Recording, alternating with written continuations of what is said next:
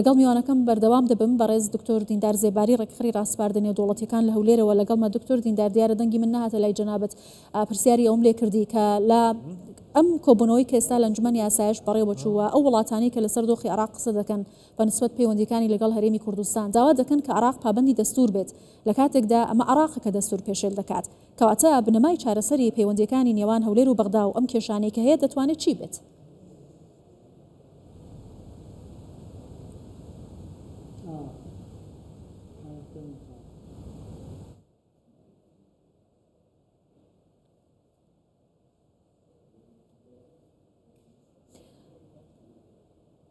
باشە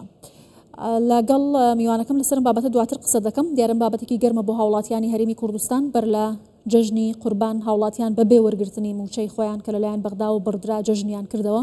هەڵوێستی حکوومەت هەرێمی کوردستان لەم بارەوە ڕوون بوو چەندین کۆبوونەوەی گرنگرا لە ئاستی باڵا بە تایبەتی پارتی دموکراتی کوردستان سەرجەم لایەنەکانی کۆ کردەوە بۆی کە یەکدەنگ بن حیزبە کوردستانیەکان لەسەرەوەی کە چاڵوێستێکیان بەرامبەر بە بەغدا هەبێت داوای دیالۆگ و گفتوگۆ دەکەن وەکو یەکەم چارەسەر بۆ ئەوەی کە ئەم کێشانە لە نێوان هەولێر و بەغدا هەیە ئیتر نەمێنێت هەرێمی کوردستان دەڵێت کە من بابەتی زۆر گەورەتر لە پرسی موچەی فەرمانبەران و هاوکات پرسی بودجەمان هەیە لە کاتێکدا حکوومەتی عێراق کۆمەڵێک ڕێککەوتنی گرنگی لەگەڵ هەرێمی کوردستان هەیە و خۆشی واژۆی کردو بەڵام ئێستا پابند نییە نە بە جێبەجێکردنی بنەماکانی دەستور نە بە ڕێککەوتنانەی کە لەگەڵ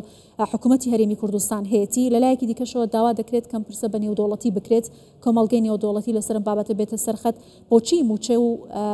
ماف و امتیازاتی فەرمانبەرێک لە پارێزگاکانی دیکە عێراق دابین دەکرێت بەڵام لە پارێزگاکانی کوردستان بەم شێوەیە مامەڵە لەگەڵ هەرێمی کوردستان دەکرێت دکتۆر دیندار دێمەوە لای جەنابەتە پرسم بۆچی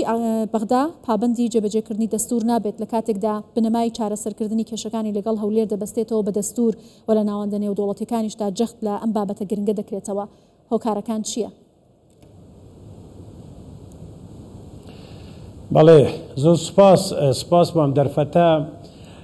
بەڵێ دەستور بنەمای سەرەکیە لە حکومڕانی ئەم وڵاتەدا یانکو قانونی ئەساسیە یاسای سەرەکیە لەم وڵاتەدا کاتی خۆ کەم دەستورە پەسەند کرا ئەنجومەنی ئاسایشی نێودوڵەتی لە ڕێگای نێردەی تایبەتی خۆیەوە کە یونامی بووە پاڵپشتێکی تەواو لە دەرچوونی دەستور و پەسەندکردنی دەستور کرا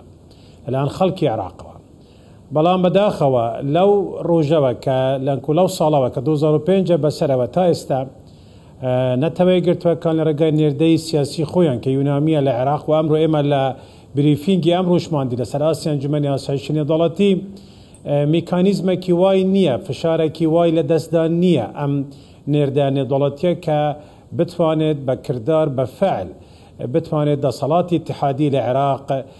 ئەوەی بوو بسەرمێنێت کە بەڵێ دەبێ ئەم دەستورە جێبەجێ بکرێت یانکو بۆ نمونە ئالیەتێکی لە دەستدان نییە کە بە پێ بریارەکانی ئەنجومەنی ئاسایشی نێودوڵەتی بتوانێت ڕۆڵێکی تەنفیزی کاریگەری هەبێت لەسەر بریارەکان لەسەر ئەوەی کە ماوەدی ئەم دەستورە جێبەجێ بکرێت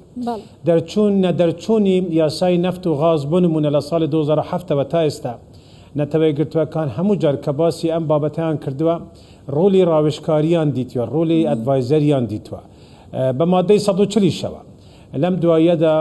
تازەکردنەوەی نێردەی یونامی لە عێراق لە چەند ساڵی ڕابردوو هەمیشە قسەکە وا بووە کە بەڵێ ئەوان پاڵپشتن بۆ جێبەجێکردنی مادەی 140 بەڵام بەو میکانیزمە کە بەغدا ڕازی بیت بێ یان کە حکوومەتی اتحادی پێڕازی بوویە بەداخەوە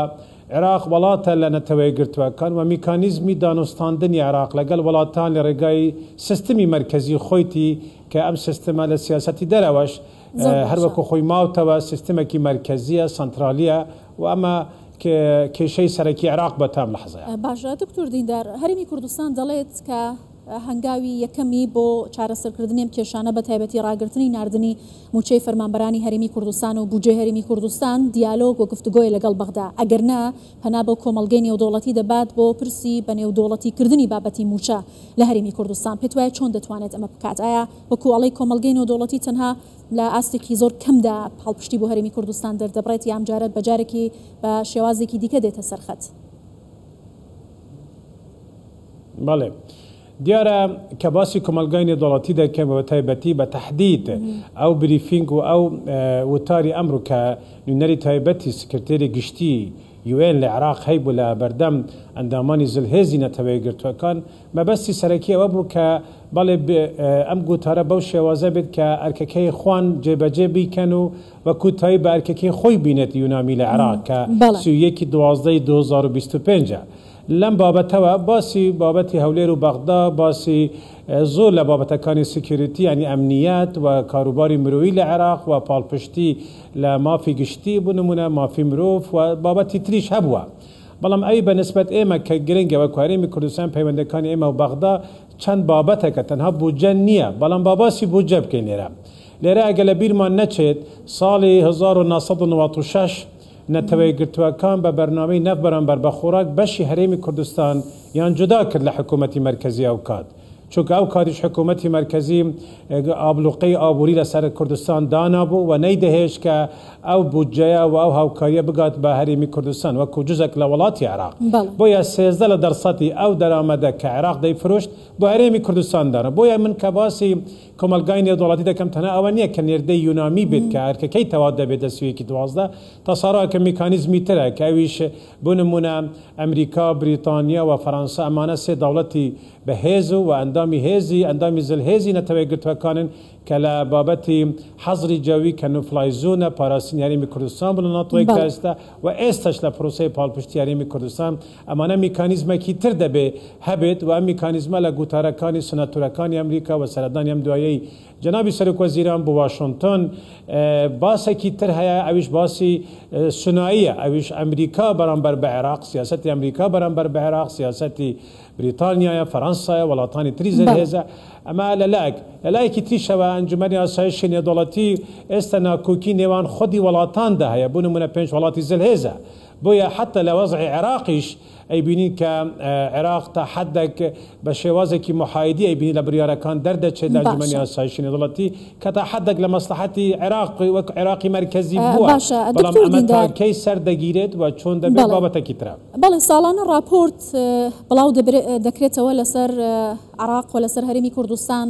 سەبارەت بە مافی مرۆڤ عێراق چەندین پەیماننامەی گرنگی نێودوڵەتی واژۆ کردووە کە تایبەتە بە مافە ئابووری و کۆمەڵایەتیەکانی هەر تاکێک لە عێراق بە هەرێمی کوردستانیشەوە ئەو جارنامانەی کە واژۆی کردووە ئاماژە بۆ دەکات هاوڵاتێک یەکسانە کە کار دەکات دەبێت بەرامبەر بەوە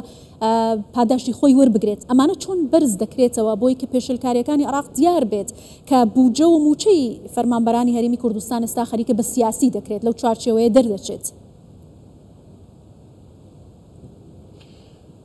بەرپرسیارەتی سەرەکی بۆ خۆشگوزارانی خەڵکی عێراق حکوومەتی اتحادیە کە دەڵێن حکوومەتی اتحادی